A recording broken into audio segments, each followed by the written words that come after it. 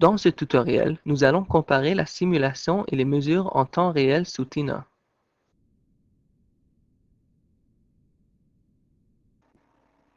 Commençons d'abord par ouvrir un circuit dans le dossier exemple mesure.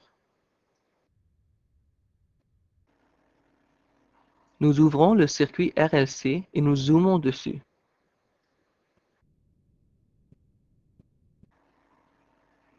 Ensuite, nous faisons une analyse de transitoire depuis le menu Analyse.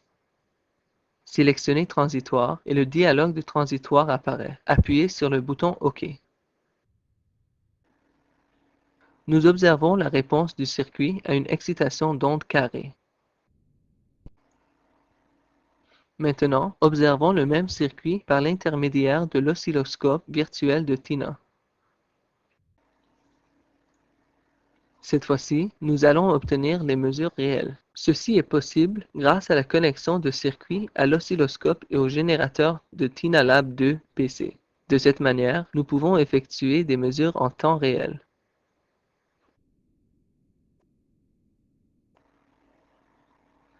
Le circuit et l'instrument TinaLab 2 PC tels qu'ils apparaissent en réalité sont visibles grâce à la caméra vidéo dans la fenêtre de droite. Maintenant, appuyez sur le bouton Démarrer de l'oscilloscope. Ce que vous observez est la réponse sur circuit réel à une excitation d'onde carrée. Si nous déplaçons l'excitation hors du générateur, la réponse disparaît.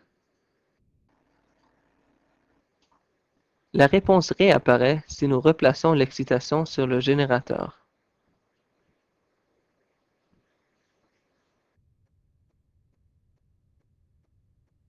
Maintenant, stoppons l'oscilloscope et plaçons cette courbe dans la fenêtre Diagramme de façon à ce que nous puissions voir ici le résultat de la mesure. Nous modifions la couleur du graphique en vert citron pour pouvoir le comparer au résultat de la simulation. Maintenant, nous copions la courbe dans le presse-papier et nous le collons dans l'écran contenant le résultat de la simulation.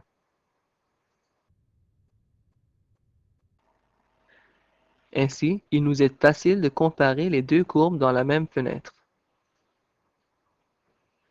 Nous observons qu'il y a un bon recouvrement à partir des deuxième et troisième impulsions et après. Cependant, il y a une différence à la première impulsion. Analysons cela en zoomant sur la courbe. Nous voyons que la simulation part de zéro. La mesure, elle, ne commence qu'après plusieurs milliers de périodes.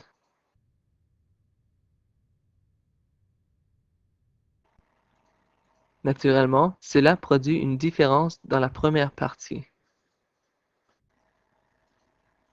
Notez qu'une autre méthode de mesure, celle des transitoires, permet de réconcilier même les premières parties.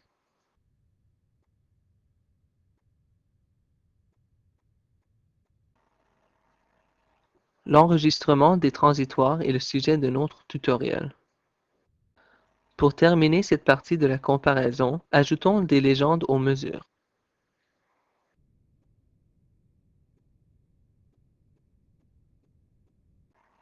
Nous pouvons ajouter du texte au graphique et même relier les légendes aux courbes.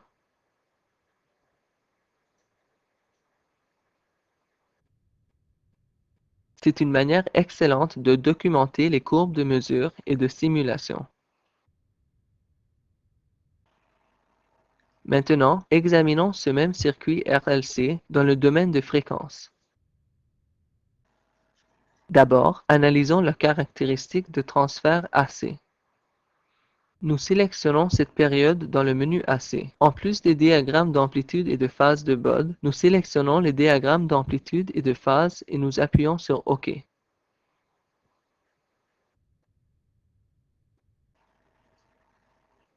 C'est l'amplitude de la caractéristique qui apparaît en premier. Le programme génère aussi les diagrammes de phase et de Bode complets. Revenons-en à l'amplitude de la caractéristique et mesurons cette même caractéristique en utilisant l'instrument d'analyse du signal TinaLab. Nous sélectionnons l'instrument et grâce à la synchronisation automatique du système, nous n'avons qu'à appuyer sur Départ pour que le mesure se recommence.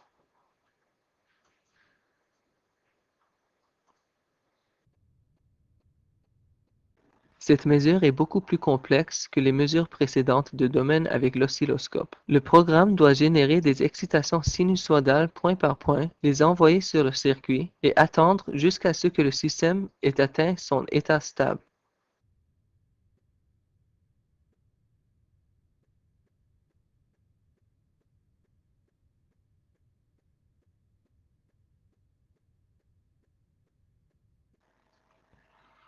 Le programme mesure ensuite la réponse du circuit, en fait une analyse de Fourier et dessine le résultat point par point. Dans cette mesure, nous avons 50 points, auxquels la réponse constitue une courbe assez douce.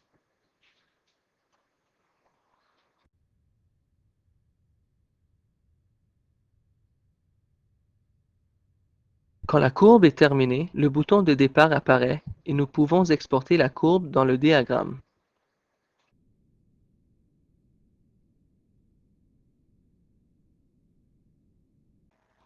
Comme auparavant, nous pouvons changer la couleur de la courbe de résultat de la mesure pour comparer.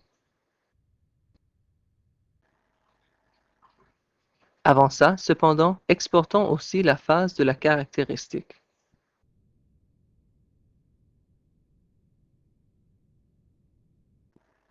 C'est un autre résultat de mesure qui a été calculé avec l'amplitude de la caractéristique.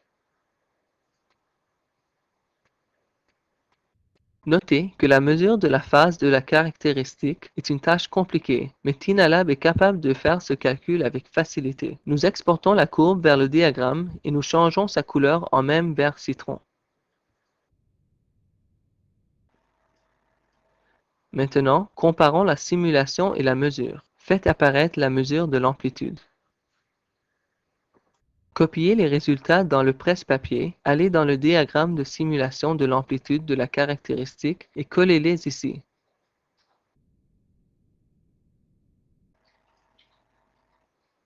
Comme nous pouvons le voir, les résultats se retrouvent très bien. Faisons la même chose avec la mesure de la phase. Allez dans l'écran de mesure de la phase et copiez la mesure de la phase dans le presse-papier. Puis allez vers la phase de la caractéristique et collez les deux courbes dans la même fenêtre.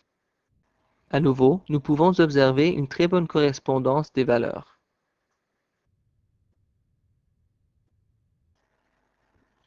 Ainsi, nous avons simulé un circuit en utilisant des méthodes numériques et nous avons effectué des mesures.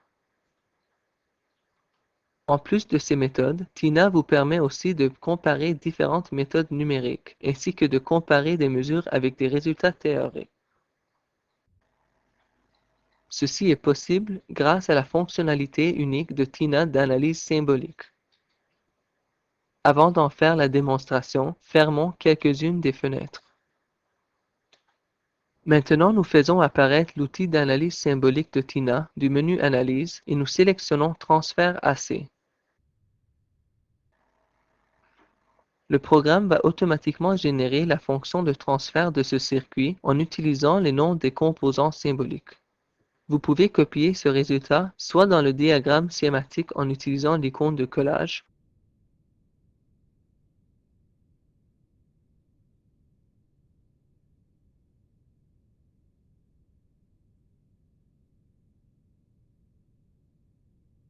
ou bien vous faites apparaître la fenêtre Diagramme du menu Outils.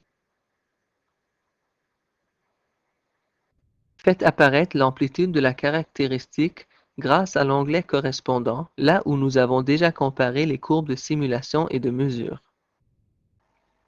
Maintenant, nous pouvons aussi y ajouter la fonction de transfert. Cette fonctionnalité est d'une grande importance en enseignement puisqu'il est possible non seulement de montrer des simulations et des mesures, mais encore de montrer comment ces résultats collent aux résultats théoriques, comme dans le cas de cette formule de fonction de transfert dérivée par Tina.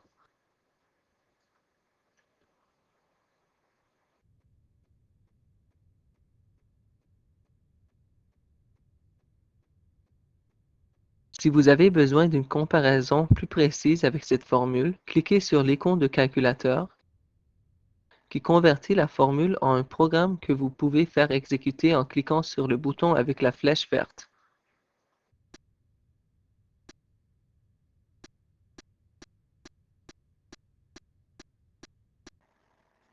Faisons tourner ce programme. Maintenant, un diagramme de Bode complet est généré. Vous pouvez aussi copier et coller ces résultats dans la fenêtre de diagramme précédente où nous avons rassemblé les résultats de simulation et de mesure. Cliquez sur cette courbe et copiez-la dans le presse-papier.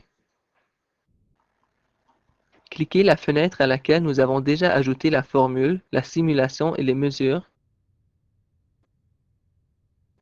et ajoutez la courbe théorique.